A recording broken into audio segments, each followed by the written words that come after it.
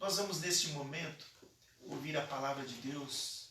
Que você esteja orando agora para que esta palavra alcance muita gente. Que Deus possa trazer esperança ao coração de todos que estão participando deste culto conosco. Amém. Que Deus possa abençoar a tua vida, possa usar a vida do pastor Fábio para a edificação dos nossos corações nessa noite, em nome de Jesus. Amém. Amém, amém, meus irmãos. A história da Páscoa. Cordeiro ou coelho? Cordeiro, né? Fala sério. E o ovo de chocolate? O ovo de chocolate a gente come, viu? Come tudo, sem problema, em paz. Ah, pastor, não estou conseguindo comer o ovo de chocolate aqui em casa que eu ganhei, não. Então, dá ele para mim. É Rua Miguel Rachid, 280. Manda para cá ou digita aí e dá o seu endereço que eu vou buscar. Nenhum problema em comer o ovo de chocolate, nenhum problema em celebrar esse doce tão delicioso com as crianças e com a nossa casa. Vamos ler um texto das Sagradas Escrituras que se encontra em 1 Coríntios capítulo 5, versículo 7. Abre aí a Bíblia. Coloque os seus olhos sobre o texto e vamos ler as duas últimas linhas. Pois também Cristo, nosso Cordeiro Pascal, foi imolado. 1 Coríntios capítulo 5, versículo 7. As duas últimas linhas. Pois também Cristo, o nosso Cordeiro Pascal, foi imolado. O texto faz uma referência à imagem da refeição da Páscoa. Onde tudo isso começou? Lá em Êxodo, no capítulo 12, o título que vem impresso na Bíblia, a Bíblia traduzida para o nosso português em papel, o livro, está lá escrito assim, a instituição da Páscoa. O povo de Israel estava cativo, preso, escravizado no Egito há 430 anos. Há 430 anos atrás, eles entraram no Egito através de José, o filho de Israel, que atuava, trabalhava, liderava lá como primeiro-ministro do faraó. O faraó disse assim, José, traz a sua família para morar aqui com a gente. José então trouxe a sua família, a Bíblia relata que foram 70 pessoas que chegaram há 430 anos antes desse texto. Eles se multiplicaram muito. Mais de 400 anos se passaram e os novos reis que assumiram o trono do Egito, que continuavam debaixo da alcunha de Faraó, todos os seus nomes eram absorvidos por esse título do reinado egípcio. O rei egípcio atual não conhecia as histórias de José do passado, olhou para um povo numeroso, o povo hebreu, e temeu que aquele povo numeroso se ajuntasse, se organizasse, se rebelasse e se voltasse contra os egípcios. Por isso ele mandou escravizá-los. E a escravidão foi cada vez mais endurecida, de forma tacanha, cruel, e o povo de Israel não aguentava mais. A Bíblia menciona que eles eram 600 mil homens, contabilizando as mulheres e as crianças, algo entre 1.200.000, 1.500.000 habitantes escravizados no Egito. A Bíblia diz que eles oraram a Deus, clamaram ao Senhor e pediram, Senhor, liberta-nos, tira-nos daqui. Deus envia o libertador. O nome dele é Moisés. Ele chega com aproximadamente 80 anos de idade. Vem acompanhado de seu irmão Arão. E os dois comparecem perante o faraó e dizem, Faraó, Deus ordena deixa o meu povo ir embora. Faraó achou aquela palavra uma grande afronta e endurecido disse, ninguém sai do Egito.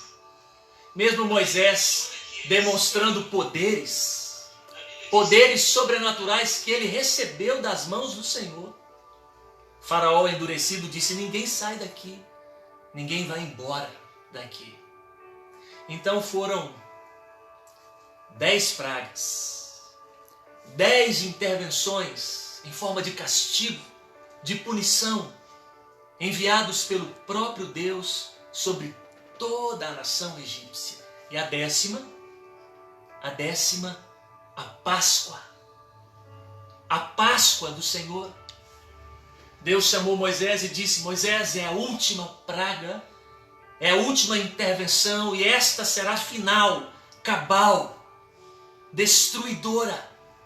Vocês sairão daqui logo após esta praga. Diga ao meu povo que cada uma das casas possam ir até as montanhas, pegar um cordeiro de 1 ano, branco, perfeito, sem mancha e sem nenhum defeito. Tragam ele para casa. O sangue desse cordeiro deve ser passado nas portas do lado de fora, nas ombreiras, nas vergas das portas. A carne desse cordeiro deve ser assada e com a porta fechada, cada família em sua casa comerá a carne assada desse cordeiro com pães sem fermento e com ervas amargas.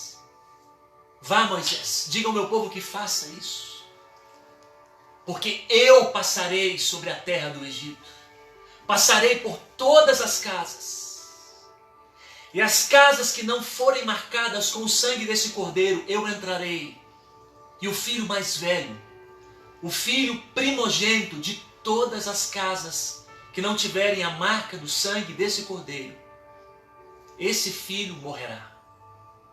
Essa é a história da Páscoa.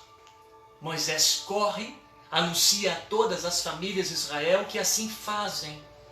E dentro de suas casas, com medo, pois eles também já haviam presenciado 9 terríveis pragas. E essa era a mais terrível de todas, pois envolvia a morte de filhos, dos seus filhos, que só não seriam mortos por causa de um sangue de um cordeiro passado na porta da casa do lado de fora. A Bíblia diz que à meia-noite o Senhor passou por todas as casas, e as casas que não tinham a marca deste sangue choraram a morte dos seus filhos. A casa de Faraó também chorou a morte do seu filho. Ele achou que o seu palácio era intransponível, que os seus soldados, o seu exército, seria a sua segurança. Mas ele também teve que pegar em seus braços o corpo morto do seu filho mais velho. Dentro das casas de Israel, os filhos perguntavam para os pais, diz a Bíblia, em Êxodo, no capítulo 12, versículos 26 e 27. Papai, que rito é este? E os pais respondiam, é o sacrifício da Páscoa do Senhor, o Deus de Israel, meu filho. Ele passará por todas as casas no Egito, mas sobre as nossas casas ele passará por cima e nos livrará da morte. Faraó manda chamar Moisés e diz, vão embora daqui, levem esse povo para longe daqui. Então quando Moisés sai pelo deserto, partindo com 1.500.000 habitantes de Israel, o povo de Deus, Deus lhe diz, Moisés, diga ao meu povo que celebre a minha Páscoa todos os anos, no primeiro mês de cada ano. No 10º dia, o cordeiro deverá ser pego outra vez. No 14º dia deverá ser morto.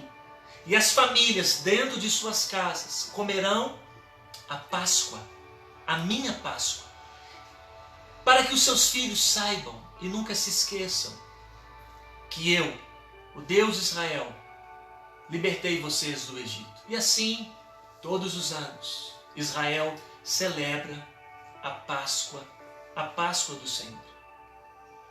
Lá no Novo Testamento, quando Jesus nasce, cresce e sai andando pelos caminhos anunciando as coisas de Deus, quando ele vai até o Rio Jordão para ser batizado, juntamente com todos aqueles que, arrependidos dos seus pecados, também fariam.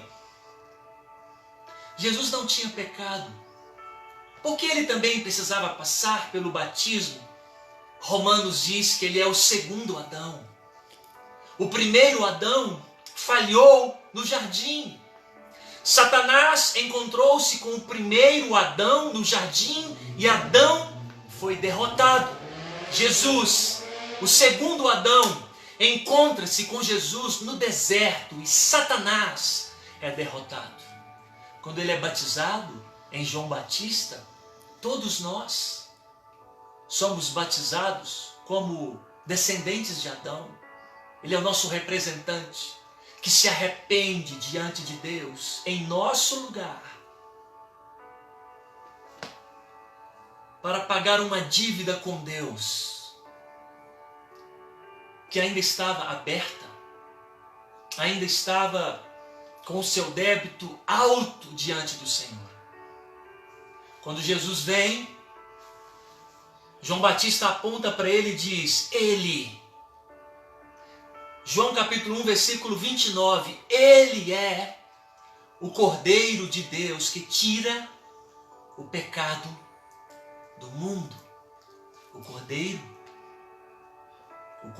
que tira o pecado com o sangue passado na porta, do lado de fora. Vamos relembrar os últimos dias e a última Páscoa de Jesus com seus discípulos.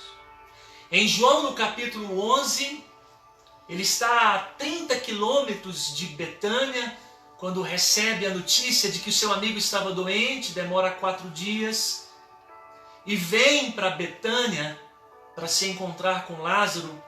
Os seus discípulos estavam com medo, porque o conflito, a raiva, a resistência e a vontade de prender e matar Jesus estava no seu ápice, ao ponto de, quando Jesus disse para os seus discípulos: Lázaro morreu, eles dizem: então se ele morreu, para que nós vamos lá ainda? Jesus disse: esta morte de Lázaro é para a glória de Deus, vamos todos. Tomé diz assim no capítulo 11 de João: então vamos todos para morrer juntamente com ele, porque a ameaça de morte em Cristo estava no ápice, depois de 3 anos que ele havia ministrado a palavra de Deus em toda a nação, em todo o território, em toda a Galiléia, em toda a Judéia, em Cafarnaum. Jesus ressuscita Lázaro, e no capítulo seguinte, João capítulo 12, versículo 12, ele entra em Jerusalém para os últimos 7 dias de vida encarnado sobre a terra. Ele entra em Jerusalém no início da festa dos pães asmos que antecedia a Páscoa. Em João 12, 12, se você cuidadosamente ler dali até o capítulo 21, você estará lendo os últimos 7 dias de Jesus em Jerusalém, entre nós, encarnado. Quando está chegando no dia de celebrar a Páscoa, os discípulos se aproximam de Jesus e dizem assim: Mestre, onde queres que realizemos os preparativos para essa Páscoa? Jesus diz assim: vão até a entrada da cidade.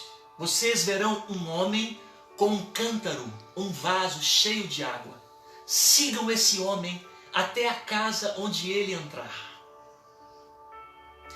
Na casa onde ele entrar, chamem o dono da casa e perguntem assim para ele.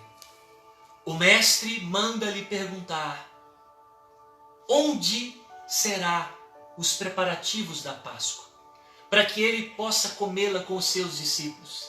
E ele, o dono da casa, mostrará para vocês um espaçoso lugar, totalmente mobiliado. Ali fazei os preparativos. Eu imagino que os discípulos ficavam muito impressionados com essas tiradas de Jesus e iam com muita curiosidade para ver se as coisas aconteceriam tais quais ele falou. E quando chegaram na entrada da cidade, um homem com um vaso, com água, seguem um homem, ele entra numa casa chique, uma casa bonita, uma casa de gente rica em Jerusalém. Eles mandam chamar o dono e o dono diz para eles: entrem. Vão com eles até o andar superior e mostram um cenáculo. Cenáculo era uma espécie de terraço. E somente as casas mais ricas de Jerusalém tinham um segundo andar, um cenáculo espaçoso, todo mobiliado. E o dono da casa, que os discípulos nem sabiam quem era, disse: aqui, preparem a Páscoa para Jesus aqui. Então eles compram todos os elementos da Páscoa e vão celebrar mais uma Páscoa com Jesus. A Bíblia diz que Jesus, com 30 anos, foi batizado por João Batista no Rio Jordão. E a Bíblia diz que o seu ministério durou aproximadamente 3 anos e alguns meses. Possivelmente Jesus Cristo, que chamou os seus discípulos para segui-lo, comeu Páscoa com eles pelo menos 3 vezes. Essa já era a 3ª vez que eles vão se assentar e celebrar uma festa do povo de Israel, uma festa comum, uma festa corriqueira, uma festa que não tinha nada de novo para eles. Eram 3 festas: Páscoa, que acontecia na primavera; Pentecostes, que acontecia no verão; e Tabernáculos, que acontecia no outono do calendário judaico. Nenhuma surpresa os discípulos prepararem a festa da Páscoa para comerem com Jesus. Na mesa, os elementos eram esses: tinha carne de cordeiro assada, pães sem fermento, ervas amargas, taças de água salgada, taças de vinho e uma pasta de figos ou uma pasta de maçãs com uma coloração amarronzada. E enquanto os pais comiam e celebravam a Páscoa, eles contavam para os seus filhos como foram libertos por Deus lá no Egito, há centenas de anos antes dessa celebração. E os pais contavam: esse cordeiro, ele foi morto, essa carne, ela foi partida e assada para que nós não morrêssemos. O sangue era passado na porta do lado de fora, por isso o vinho sobre a mesa, as taças de água salgada para lembrar o quanto choramos e sofremos, o pão sem fermento para representar uma vida limpa, pura, a pasta de coloração marrom para lembrar que até tijolos amassávamos o barro com os nossos pés para as construções em tijolos do Egito. Uma festa religiosa didática. Jesus se assenta com os discípulos para... Eles não sabiam a última Páscoa e a primeira Santa Ceia. Ele se assenta com os seus discípulos na mesa e de repente aquilo que era normal foi feito de uma maneira que nunca havia sido feita. Ele pegou o pão daquele que havia sobre a mesa, mas dessa vez ele disse o que ele nunca havia dito. é o meu corpo, que é dado por vós. Fazei isto em memória de mim, comei dele todos. Certamente os discípulos não estavam entendendo muito o que estava acontecendo ali, meus irmãos. A seguir ele pega um cálice e diz: meu sangue, nova aliança no meu sangue, dado por vós. Bebei dele todos, fazei isto em memória de mim. E assim como na Páscoa era contada uma história que deveria ser repetida e lembrada, a ceia também.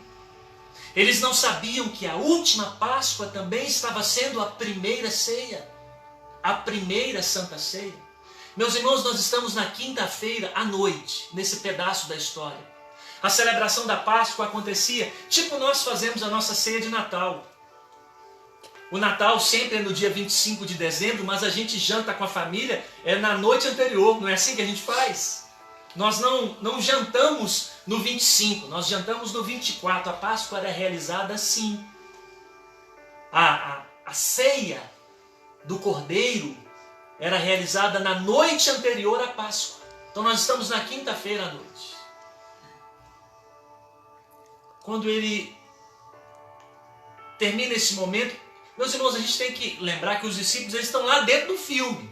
Nós estamos assentados na poltrona, vendo o filme, estamos entendendo tudo porque temos o texto revelado. Mas eles estão lá dentro do texto. No capítulo 6 de João, quando Jesus dizia: porque a minha carne é a verdadeira comida e o meu sangue é a verdadeira bebida, os próprios discípulos, os 12 que andavam próximos a ele, não entendiam o que isso significava.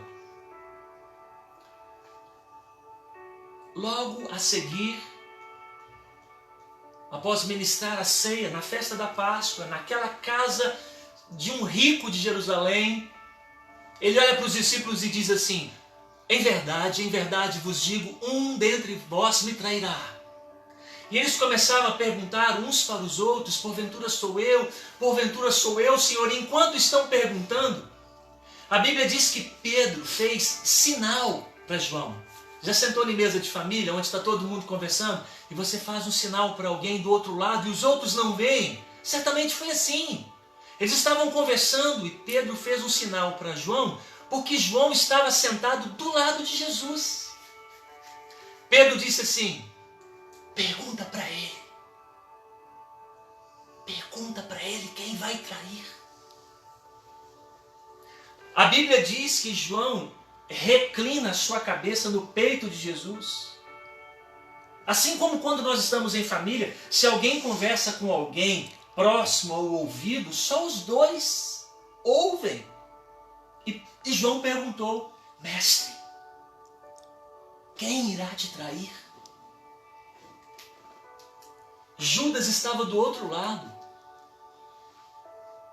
Jesus, possivelmente, olhando para João, disse assim: aquele que comer o pão que eu vou molhar é quem vai me trair. Jesus só fez um movimento e entregou o pão para Judas. Mas nada de errado nisso, porque eles se serviam uns aos outros. Judas deve que pegou o pão, começou a comer, agradeceu: obrigado, mestre. E João olhou para Pedro e disse, possivelmente em sinais: quando João está dizendo para Pedro, Jesus vira para Judas e diz: vai, levanta-te, vai fazer o que você deve fazer. Judas levantou e saiu da mesa. A Bíblia diz que os discípulos pensaram, porque eles ouviram quando Jesus disse: vai fazer o que você deve fazer. A Bíblia diz que os discípulos pensaram que ele saiu para comprar alguma coisa, porque ele era quem levava a bolsa com os recursos, com as doações. Ele era uma espécie de tesoureiro do colegiado de discípulos. Então, mais uma conversa natural, ele é que saía para comprar alguma coisa que estava faltando na mesa. Mas nós que estamos vendo o filme sabemos que não é isso. ele já havia conversado com os fariseus. Ele já havia combinado um valor onde ele estava vendendo um depoimento falso para que Jesus fosse acusado. Era o que os fariseus precisavam. Os saduceus, os escribas, o sinédrio. Eles só precisavam de um depoimento falso, forte. E nada melhor do que um depoimento de um dos 12. Ele sai e vai se encontrar com aqueles que ele já havia combinado que iria dar o depoimento. Jesus sai e vai com seus discípulos para o Monte das Oliveiras. Essa é a cena do filme A Paixão de Cristo, de 2004, dirigido por Mel Gibson. O filme começa assim: Jesus está ajoelhado no Getsêmani, no Monte das Oliveiras, no lugar de se espremer azeitonas.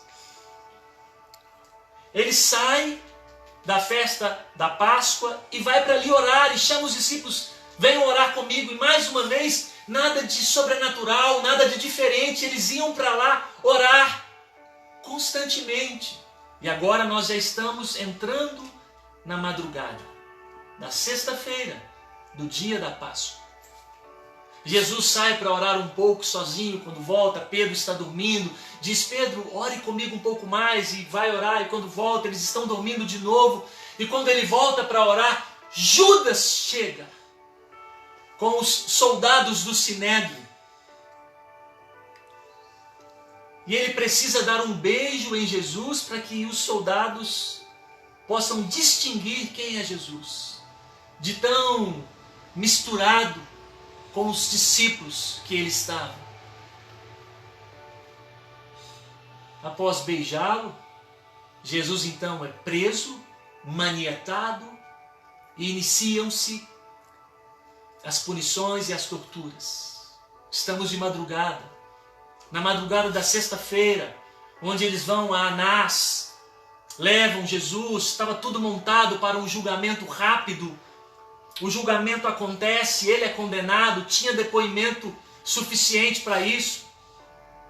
Eles esperam o amanhecer da sexta-feira e logo bem cedo, por volta de 5, 5:30 ou 6 horas da manhã, eles estão diante de Pilatos pedindo uma providência contra Jesus.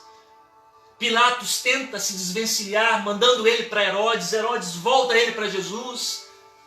E entre 6 e 8 horas da manhã, tudo se encerra, a tortura. O prisioneiro que é apresentado para ser solto, como Pilatos fazia em todo dia de Páscoa. É a sexta-feira da Páscoa. Vou soltar um prisioneiro. Quem vocês querem que eu solte? Jesus ou Barrabás? Todos gritam Barrabás.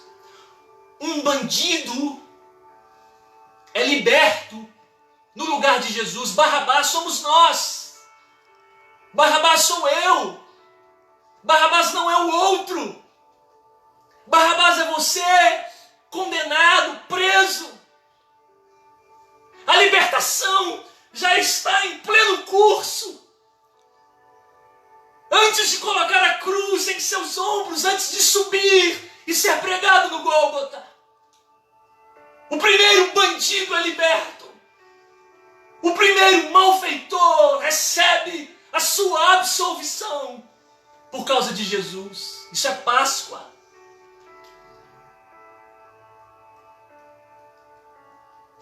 Ele vai até a cruz, levando o madeiro, e ele é crucificado 9 horas da manhã.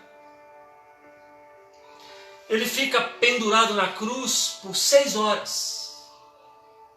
Ao meio-dia, a Bíblia diz que a terra fica escura.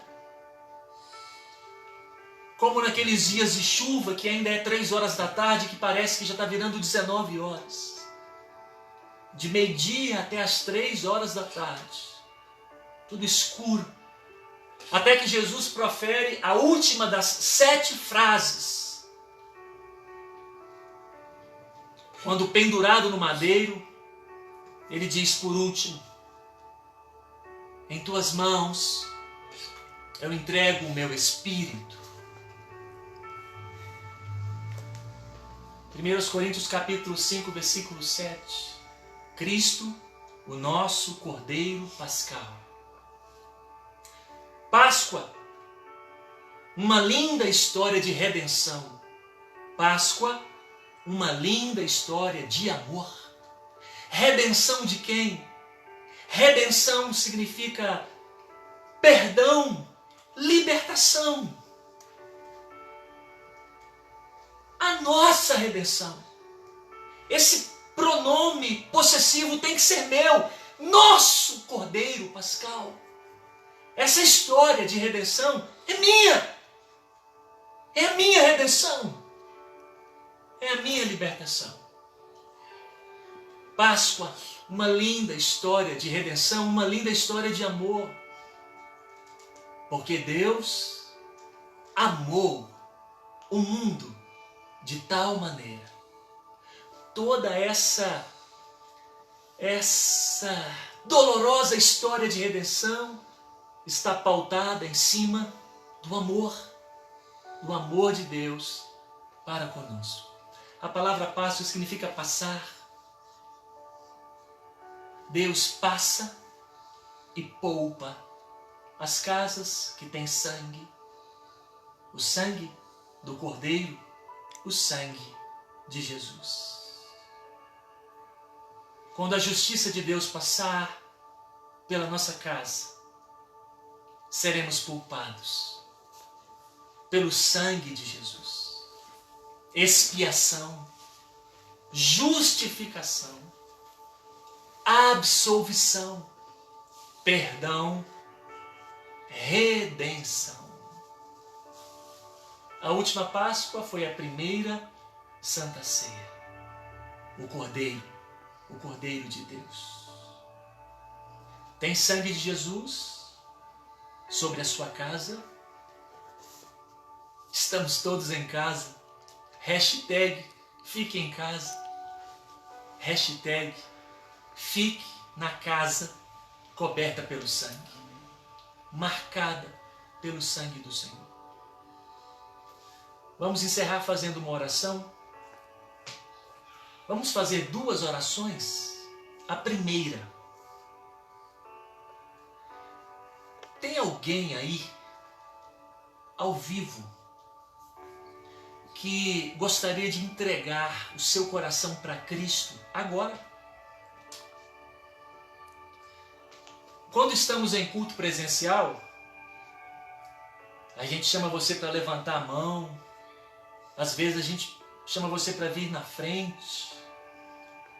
Aqui a gente vai pedir para você, tecla aí no comentário, eu pastor, eu quero.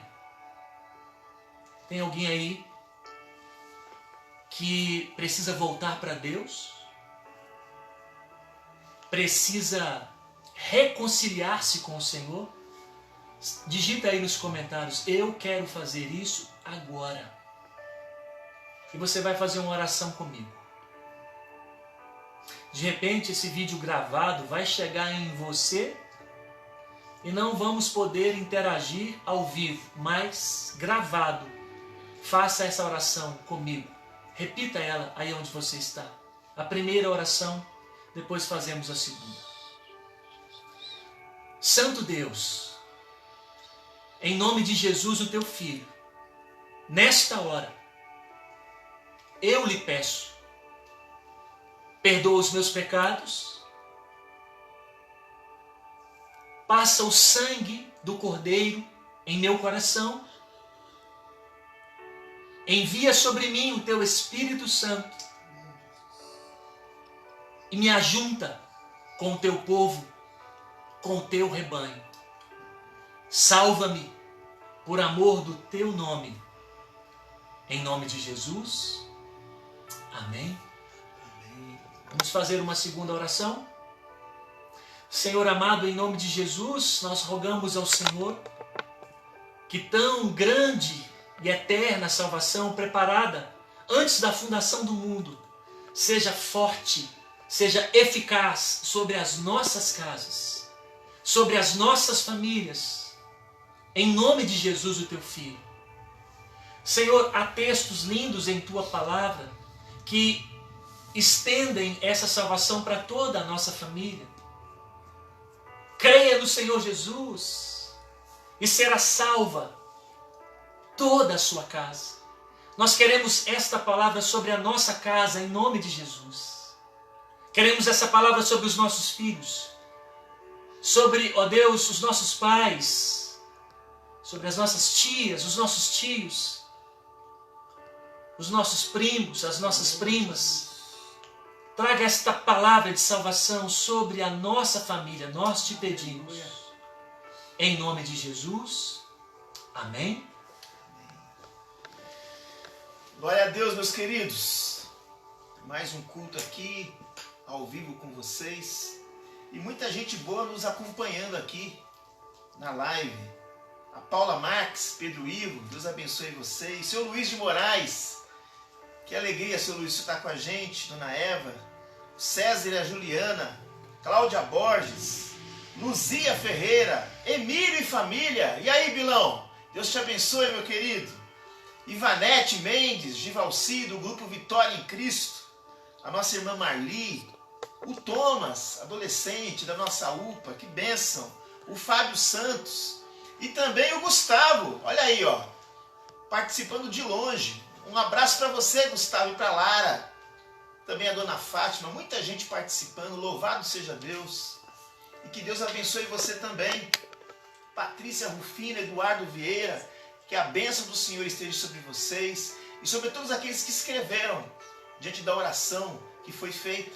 Ô pastor, a produção está dizendo para a gente ali que a Patrícia Rufino e o Eduardo Vieira estão se reconciliando com o Senhor ali. Aleluia! Deus abençoe você, Patrícia, e você, Eduardo, em nome de Jesus. Que Jesus possa transformar a vida de vocês e possa abençoá-los com toda a sorte de bênção. Se Deus quiser, nós nos veremos presencialmente aqui na IPEM. Que alegria, meus irmãos, podemos ter o povo de Deus participando. Estamos com muita saudade de vocês, saudade da comunhão, saudade do abraço, saudade do ósculo. Por isso vamos orar. Todos os dias nós estamos orando pelo Brasil e pelo mundo. Uma campanha de oração, meio-dia, 18 horas e 22 horas. Deus está nos dando, igreja, a oportunidade de orar, de clamar, de se colocar na brecha, de quebrantar o nosso coração. Não perca essa oportunidade. Que essa quarentena, que esse isolamento social seja uma bênção na tua vida. Então não reclame, não murmure. Curta sua esposa, seus filhos. Coloque diante do Senhor as suas necessidades. Nós estaremos com vocês na quarta e na sexta-feira numa live às 19 horas. Esteja divulgando. E uma dica importante, divulgue boas notícias. Nós falamos neste domingo de uma boa notícia, que Jesus está vivo. Quando nós temos essa consciência do controle dele, nós podemos abençoar nossos vizinhos. Fale de Jesus para o teu vizinho. Ligue para pessoas que Deus colocar no teu coração. Ore com os irmãos pelo telefone. Mande mensagens. E se Deus quiser, domingo estaremos de volta. A nossa oração é para que em breve possamos estar presencialmente todos juntos. E Deus espera que cada um de nós façamos a nossa parte, dobrando o nosso joelho, intercedendo. Tome as precauções que forem necessárias e vamos orar para que Deus abençoe essa terra. Que Deus cuide da tua vida, da tua casa, em nome de Jesus. Ó, para vocês aqui. Cotovelo. Cotovelo, abraço aí, ó. Em breve nós teremos esse abraço juntos para a glória de Deus. Deus abençoe a todos. Fica com em Deus. nome de Jesus.